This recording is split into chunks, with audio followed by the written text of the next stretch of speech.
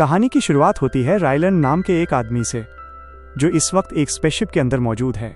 एक sleep capsule के अंदर वो न जाने कितने समय से सो रहा था।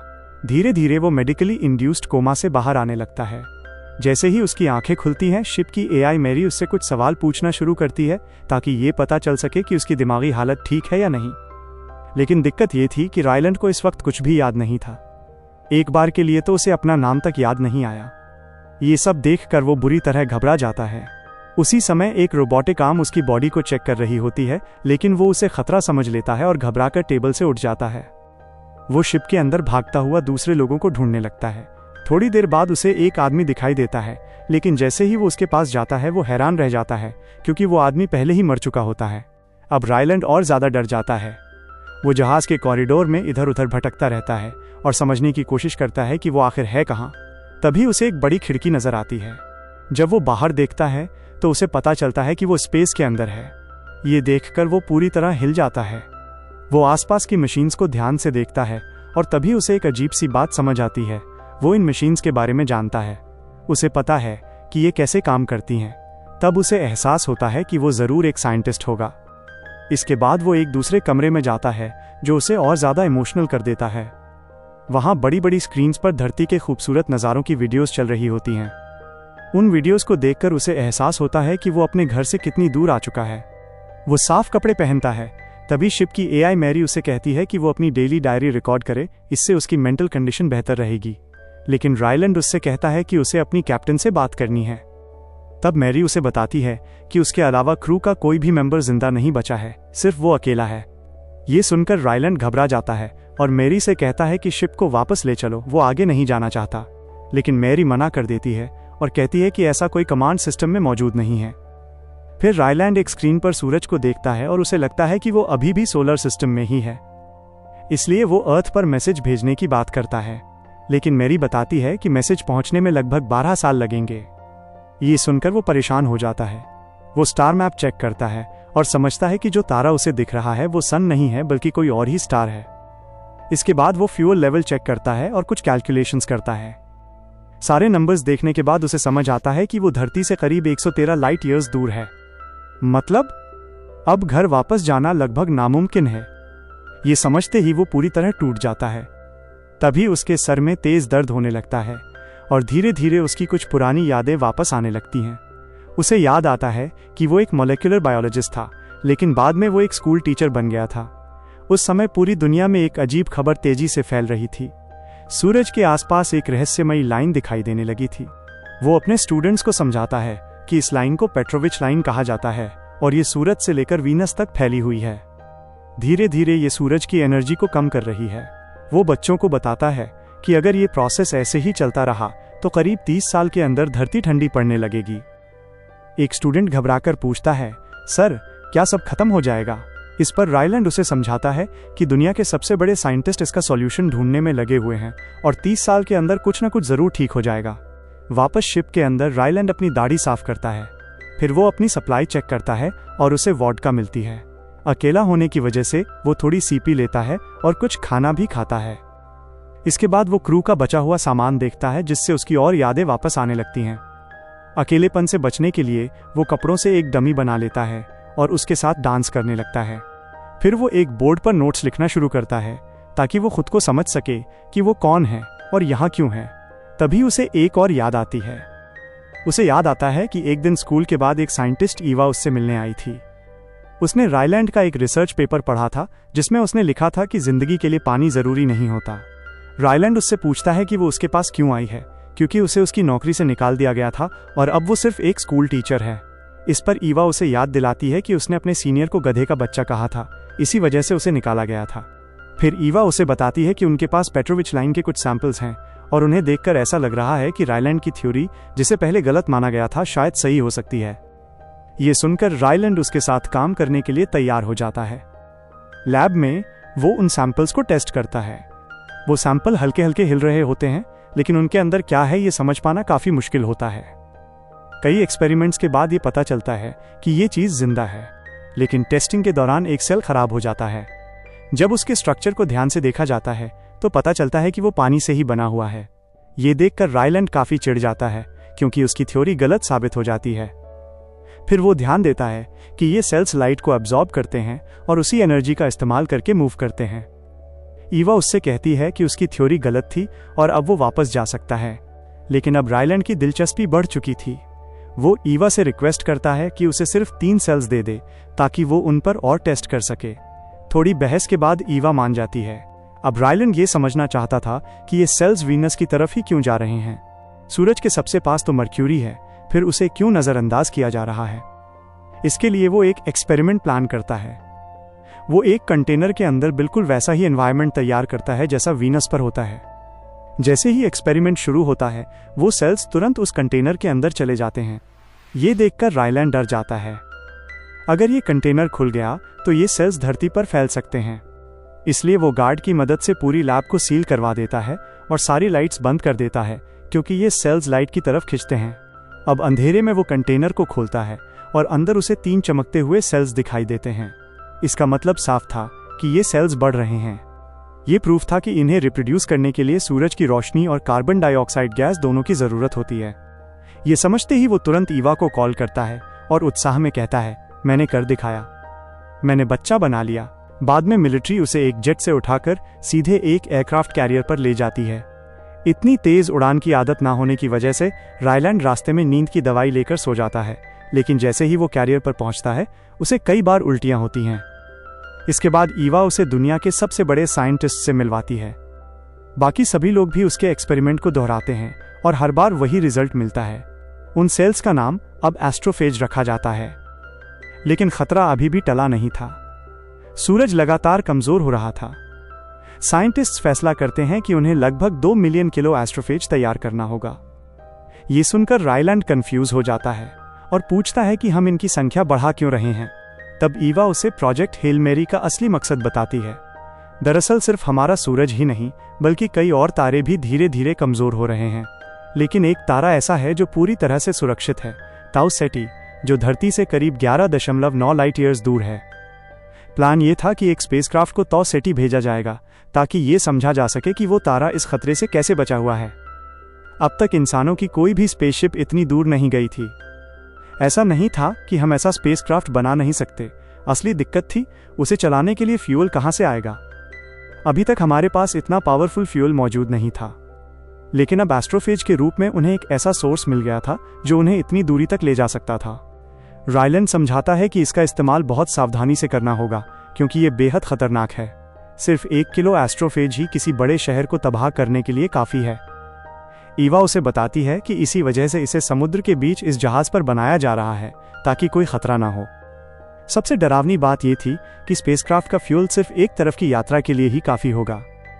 मतलब जो भी एस्ट्रोनॉट इस मिशन पर जाएंगे वो कभी वापस नहीं लौटेंगे। सिर्फ छोटे प्रोब्स के जरिए वो डेटा पृथ्वी पर भेज पाएंगे। और अब रायलैंड भी इस मिशन का हिस्सा बन चुका था। उसे याद आता है कि इस मिशन से लौटना मुमकिन नहीं है। ये मिशन बेहद खतरनाक था, क्योंकि ऐसा पहले कभी नहीं किया गया था। इस मिशन पर सिर्फ 3 लोग जाने वाले थे, एक पायलट, एक इंजीनियर और एक साइंटिस्ट। सक्सेस की प्रोबेबिलिटी बहुत कम थी। इसी वजह से इस मिशन का नाम रखा गया हेल मैरी, यानी आखिरी उम्मीद। अब रायलैंड की ज्यादातर यादें वापस आ चुकी थीं। वो अपने साथियों के पास जाता है। उन्हें देखकर वो इमोशनल हो जाता है। वो उनकी लाशों को साफ करता है, उनकी तस्वीरें उनके कपड़ों में रखता है और उन्हें याद करते हुए कुछ बातें करता है।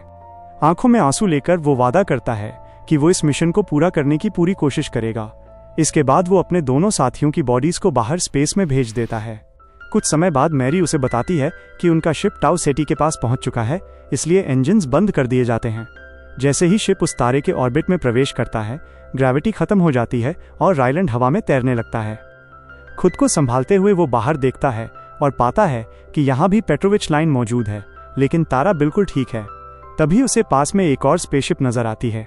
ये देखकर वो पूरी तरह हैरान रह जाता है। जैसे ही वो शिप करीब आता है, रायलैंड तुरंत पायलट सीट पर जाकर अपने शिप को दूर ले जाने की कोशिश करता है। लेकिन थोड़ी देर बाद वो अजनबी शिप फिर से पास आ जाता है। वो जितना दूर जाने की कोशिश करता है, दूसरा शिप उतना ही करीब आ जाता है। अचानक उस अजनबी शिप की तरफ से एक छोटी सी चीज उसकी तरफ फेंकी जाती है। रायलैंड डर जाता है कि कहीं ये कोई बम ना हो, इसलिए वो उसे इग्नोर कर देता है। वो चीज उसके शिप से टकराकर दूर चली जाती है।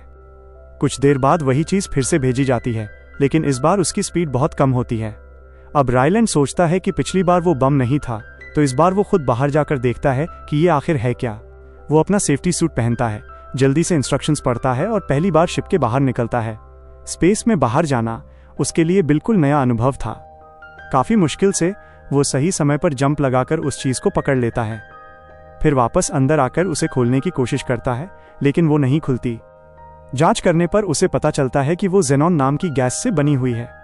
ये बात उसे समझ नहीं आती, क्योंकि उसके प्लैनेट पर जेनॉन सिर्फ गैस के रूप में होता है, लेकिन यहाँ वो सॉलिड स्टेट में था। टीए भी उसे याद आता है कि उसके शिप में आर्टिफिशियल ग्रेविटी का सिस्टम भी मौजूद है। वो उसे चालू करता है और शिप घूमने लगता है। कुछ ही देर में ग्रेविटी वापस आ जाती है। अब वो उस चीज को दोबारा स्कैन करता है और फिर भी जेनॉन ही दिखता है। इस बार वो ढक्कन को घुमाता है और वो खुल जाता है। तभी मैरी चेतावनी देती है कि कमरे में कोई फॉरेन ऑब्जेक्ट मौजूद है। रायलैंड तुरंत उस चीज को एक सुरक्षित बॉक्स के अंदर रख देता है। अंदर एक अजीब सी गोल संरचना होती है जिस पर लाइंस बनी हुई थीं। जब वो उसे खोलता है तो उसे एक और छोटी गोल चीज मिलती है जिसमें रॉड्स लगी हुई थीं। अचानक वो चीज उसके हाथ से छूटकर सीधी खड़ी हो जाती है। रायलैंड उसे ध्यान से देखता है और उसे स्टार्स के मैप से मिलाता है। तभी उसे समझ आता है कि ये अजनबी जीव अपनी लोकेशन बता रहा है। मतलब वो यहां तक पहुंचने के लिए धरती से भी ज्यादा दूरी तय करके आया है। इसके बाद रायलैंड उन रॉड्स को अरेंज करता है और अपनी तरफ से अर्थ की लोकेशन दिखाता है। फिर वो उस चीज को वापस उस अजनबी शिप की तरफ भेज देता है। कुछ देर बाद वहां एक सुरंग जैसी स्ट्रक्चर बनने लगती है। रायलैंड समझ जाता है कि ये दोनों शिप्स को जोड़ने की कोशिश हो रही है। कुछ ही पलों में वो सुरंग दोनों शिप्स को कनेक्ट कर देती है। रायलैंड अपना सूट पहनकर धीरे धीरे उस सुरंग से गुजरते हुए दूसरी शिप की खिड़की तक पहुंचता है। तभी अचानक उसे खिड़की के पीछे कुछ हिलता हुआ दिखाई देता है। ये देखकर वो इतना डर जाता है कि पीछे की तरफ गिर पड़ता है। किसी तरह दीवार पकड़कर वो खुद को संभालता है और फिर दोबारा खिड़की के पास जाता है। इस बार उसे एक अजनबी का हाथ हिलता हुआ दिखाई देता है। वो प्राणी कुछ छोटे मॉडल्स दिखाता है, एक छोटा रायलैंड और एक छोटा शिप। उन मॉडल्स को हिलाकर वो इशारा करता है कि तुम अपने जहाज में वापस चले जाओ। जैसे ही रायलैंड वापस जाता है वो अजनबी सुरंग को हटा देता है और अपनी शिप को रायलैंड की शिप की दिशा में घुमा देता है ताकि वहां भी ग्रेविटी बन सके। फिर थोड़ी देर बाद सुरंग फिर से बन जाती है। इस बार जब रायलैंड अंदर जाता है तो सुरंग के अंदर भी ग्रेविटी मौजूद होती है। वो नूडल्स से बना हुआ अपनी शिप का मॉडल दिखाता है। अब वो अजनबी जीव पास आता है। रायलैंड ध्यान से देखता है। वो किसी चलते फिरते पत्थर जैसा लगता है। रायलैंड जैसे ही हेलो बोलता है वो प्राणी एक अजीब और डरावनी आवाज निकालता है। ये सुनकर रायलैंड डर जाता है और अपने हाथ में रेंच पकड़ लेता है, लेकिन इससे वो दूसरा जीव भी घबरा जाता है। ये देखकर रायलैंड तुरंत उसे इशारे से माफी मांगता है। धीरे धीरे दोनों एक दूसरे की हरकतें कॉपी करने लगते हैं। रायलैंड हाथ हिलाता है तो वो भी वैसा ही करता है। कुछ समय तक दोनों अजीब अजीब जेस्चर्स करते रहते हैं और धीरे धीरे उनके बीच भरोसा बनने लगता है। फिर वो प्राणी खिड़की पर थपथपाता है और पीछे देखने का इशारा करता है। वहां एक और मैसेज रखा होता है।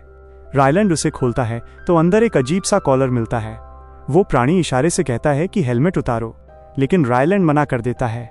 फिर वो कॉलर को ध्यान से देखता है और समझता है कि वो कहना चाहता है, मैंने ऑक्सीजन बना दी है, यहाँ तुम सांस ले सकते हो।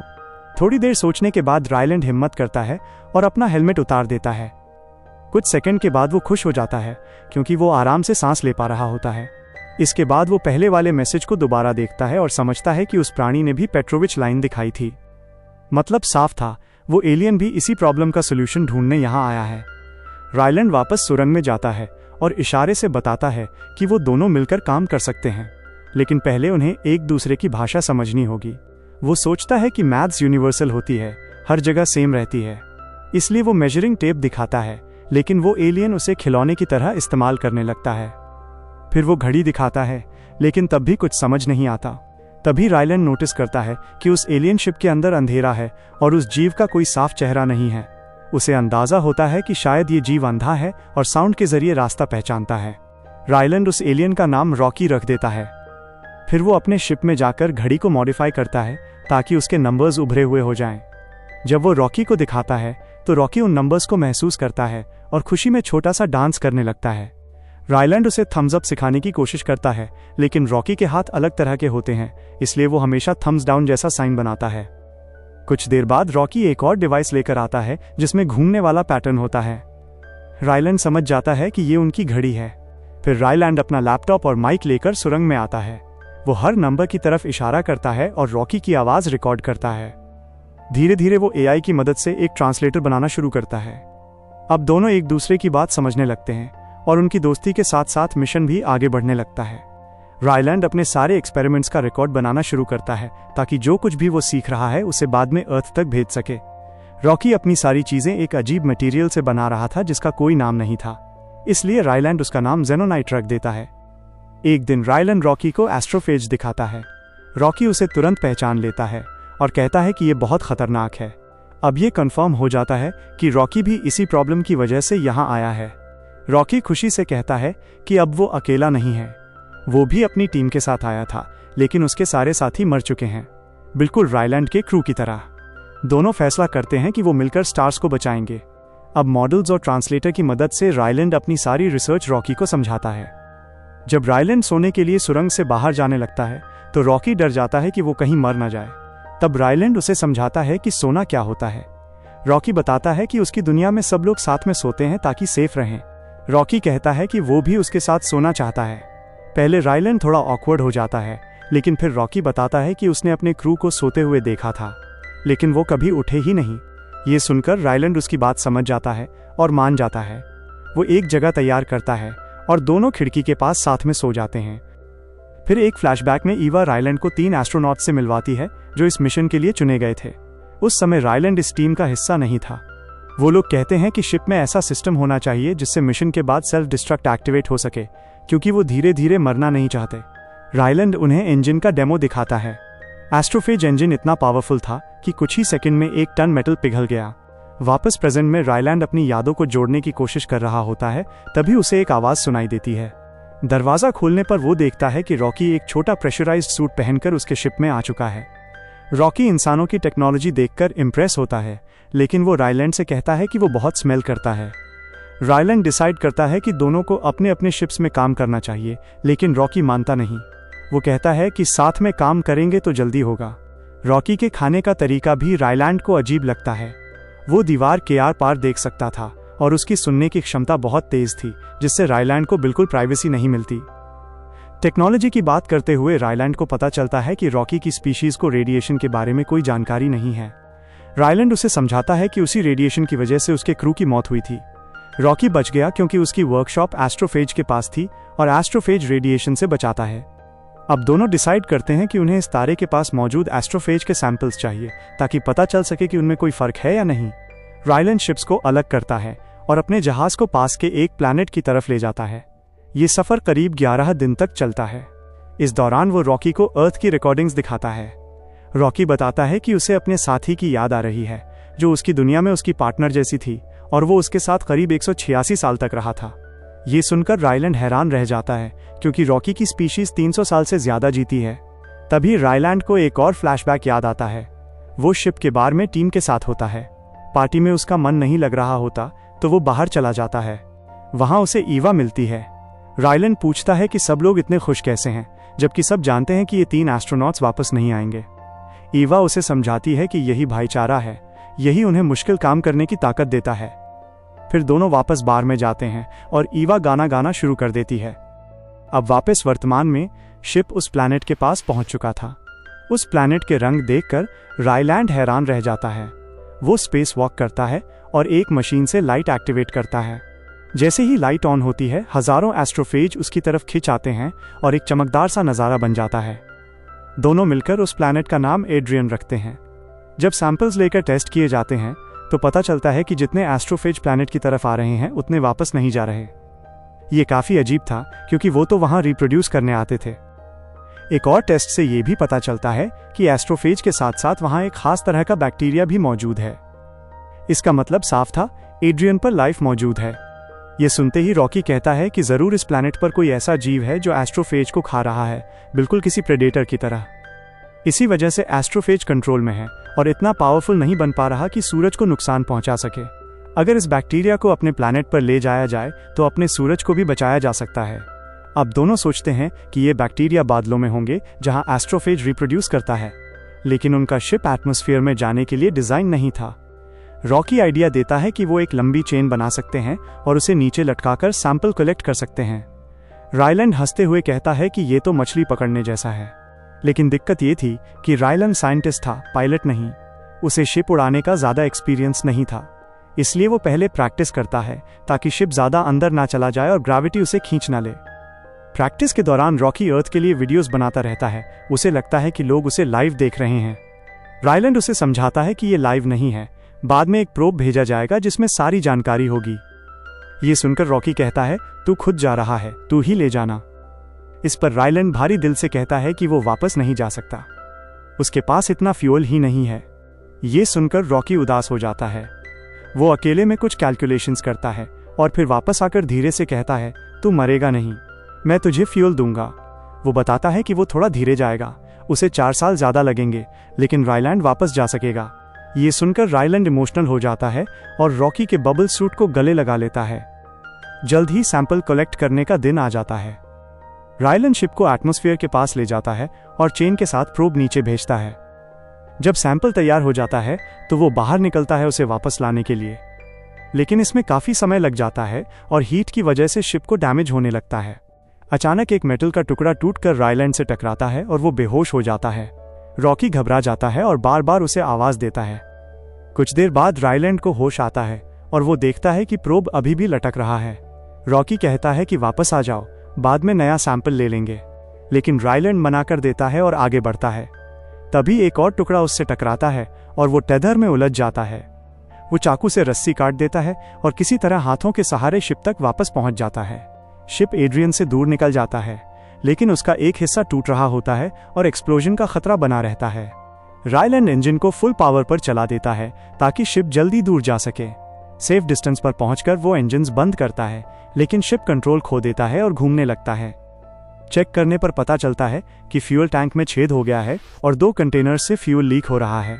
सिचुएशन बहुत डेंजरस थी, इसलिए उन कंटेनर्स को अलग करना जरूरी था। शिप जोर जोर से हिल रहा था, कंट्रोल संभालना मुश्किल था, लेकिन रायलैंड हार नहीं मानता। वो कोशिश करके दोनों कंटेनर्स अलग कर देता है। जैसे ही वो अलग होते हैं, शिप स्टेबल हो जाता है, लेकिन शॉक की वजह से रायलैंड और रॉकी दोनों बेहोश हो जाते हैं। कुछ देर बाद रायलैंड को होश आता है। वो ग्रेविटी सिस्टम चालू करने की कोशिश करता है, लेकिन उसकी ताकत खत्म हो जाती है और वो फिर बेहोश हो जाता है। रॉकी को भी होश आता है। वो रायलैंड से बात करने की कोशिश करता है, लेकिन ट्रांसलेटर काम नहीं कर रहा होता। मजबूरी में वो अपने सेफ्टी बबल से बाहर निकलता है। बाहर का माहौल उसके लिए दर्दनाक था, फिर भी वो कंट्रोल्स तक पहुंचकर सिस्टम चालू करता है। फिर वो किसी तरह रायलैंड को मेडिकल रूम तक ले जाता है, जहां रोबोटिक सिस्टम्स उसका इलाज शुरू करते हैं। इतना सब करने के बाद रॉकी खुद भी बेहोश हो जाता है। काफी समय बाद रायलैंड होश में आता है। वो फ्लोर पर कुछ निशान देखता है जो रॉकी के खून जैसे लगते हैं। उन निशानों को फॉलो करते हुए वो आगे बढ़ता है और आखिरकार रॉकी को उसके बबल में सुरक्षित पाता है, लेकिन ये पता नहीं चलता कि वो जिंदा है या नहीं। रायलैंड पहले की तरह उसके पास जाकर सो जाता है। बाद में कंप्यूटर में उसे रॉकी का एक मैसेज मिलता है, हमें अपने अपने घर बचाने हैं। ये पढ़कर रायलैंड तुरंत काम में लग जाता है। वो कंफर्म करता है कि उसे वो बैक्टीरिया मिल गया है जो एस्ट्रोफेज को खाता है। वो उसका नाम टॉमोएबा रखता है। फिर वो उसे ज़ेनानाइट कंटेनर्स में ग्रो करता है और मॉडिफाई करता है ताकि वो वीनस जैसे एनवायरनमेंट में भी सर्वाइव कर सके। दिन बीत जाते हैं, लेकिन रॉकी नहीं जागता। रायलैंड उसका हौसला बढ़ाने के लिए उसके बबल पर ड्राइंग्स लगाता है। फिर एक दिन अचानक आवाज़ होती है और उसकी नींद खुलती है। रॉकी जाग चुका होता है। खुशी में वो उसे गले लगा लेता है। दोनों चेक करते हैं और पाते हैं कि बैक्टीरिया अब काफ़ी मात्रा में तैयार हो चुका है, मतलब अब वो घर लौट सकते हैं। दोनों खुशी मनाते हैं। रॉकी स्पेशल सूट पहनता है और बताता है कि ये उनके कल्चर का हिस्सा है। रायलैंड पेपर हैट्स बनाता है और रॉकी को एक लैपटॉप देता है जिसमें इंसानों का नॉलेज भरा होता है, साथ में एक छोटी बॉल भी देता है। रॉकी उदास होता है कि वो कुछ दे नहीं पा रहा, तो रायलैंड कहता है अपनी शिप दिखा दे। दोनों शिप्स कनेक्ट होते हैं और रायलैंड ज़ेनानाइट सूट पहनकर रॉकी की शिप देखता है। उसकी टेक्नोलॉजी देखकर वो हैरान रह जाता है। तभी उसे एक फ्लैशबैक याद आता है। मिशन लॉन्च से 3 दिन पहले लैब में एक्सप्लोजन हुआ था जिसमें एक एस्ट्रोनॉट की मौत हो गई थी। टाइम ना होने की वजह से ईवा ने रायलैंड को मिशन ज्वाइन करने को कहा, लेकिन उसने मना कर दिया। ईवा उसे समझाती है कि अगर वो नहीं गया तो पूरी ह्यूमैनिटी खतरे में पड़ जाएगी। आखिर में सिक्योरिटी उसे जबरदस्ती शिप में भेज देती है। वापस प्रेजेंट में रॉकी उसकी शिप रिपेयर करने में मदद करता है। अब सच में लौटने का समय आ जाता है। दोनों इमोशनल होकर अलविदा कहते हैं। रायलैंड कहता है फिर मिलेंगे। रॉकी कहता है नहीं मिलेंगे। रायलैंड मुस्कुराकर कहता है इतना श्योर नहीं होना चाहिए। दोनों अलग हो जाते हैं और रायलैंड फिर अकेला रह जाता है। लेकिन तभी मैरी अलर्ट देती है शिप में कंटामिनेशन है। चेक करने पर पता चलता है कि टॉमेबा जेनोनाइट को खा रहा है। रायलैंड समझ जाता है कि अगर ये रॉकी की शिप तक पहुंच गया तो वो फंस जाएगा। अब उसके पास दो ऑप्शंस थे, अर्थ बचाना या रॉकी को। वो फैसला करता है।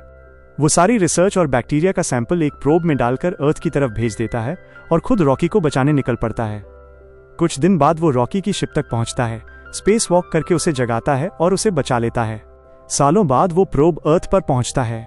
लोगों के पास अब अपने सूरज को बचाने का तरीका होता है। वहीं रॉकी का प्लैनेट पहले ही सेफ हो चुका होता है।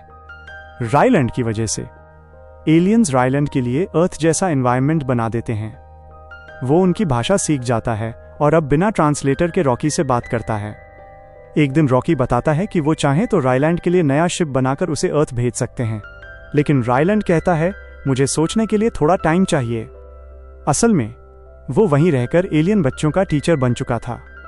कभी कभी घर वो नहीं होता जहां से हम आए हैं, बल्कि वो होता है जहां हमें कोई अपना मिल जाए।